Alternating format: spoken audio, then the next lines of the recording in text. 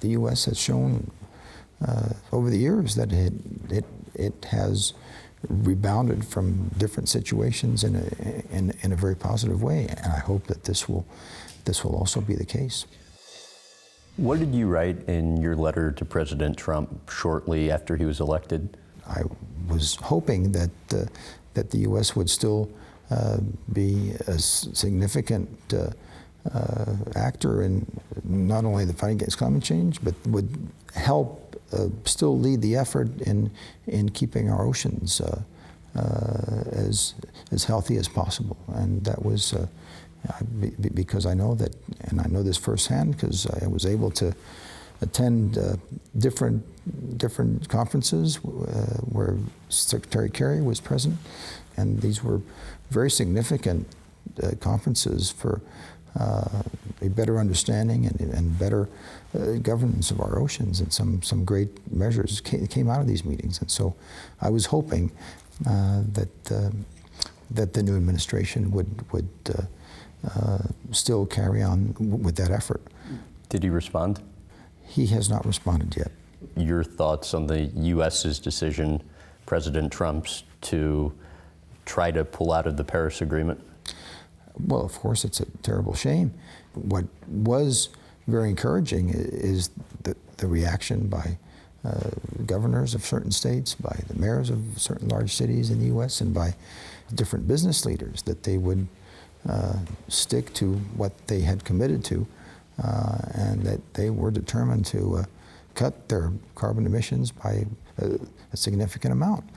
And so I think that there's still hope, and that the U.S. has shown over the years that it has rebounded from different situations in a very positive way, and I hope that this will also be the case. I would imagine your family, much like the public, is grateful for everything you're doing in Monaco to help combat global warming and climate change. Why commit to a 50% greenhouse gas reduction by 2030 and carbon neutrality by 2050? Well, because although they do seem like ambitious goals and ambitious targets, we thought it was possible for a country of our size. But we have to set those kind of goals to help make a difference and have a significant impact. But I think everyone in business here and the different government entities and different organizations here have saluted this effort and are behind it. The Paris Agreement, oh, how it's been talked about so much recently. But researchers have since come out and said, even with the agreement that was reached at the summit, they've since learned that temperature over the century will still rise somewhere between 2.6 to 3.1 degrees Celsius, which I believe is the tipping point still of irreversible consequences. Mm-hmm.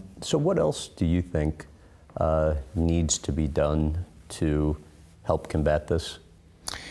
Well, let's at least, if those figures are true, and I have no reason to believe that it's not a reasonable or adequate estimate. Let's try to do everything we can to mitigate that. It's not, we're just not going to sit back and wait for those temperatures to rise and go about a business as usual scenario. We all know, and some economists have been able to prove this, that if we stay in the same ways and means of production of energy and in other areas, it will cost us twice as more to go about our lives producing energy that way than it is to revert to renewables. So knowing that, let's move to renewables in a pretty significant way.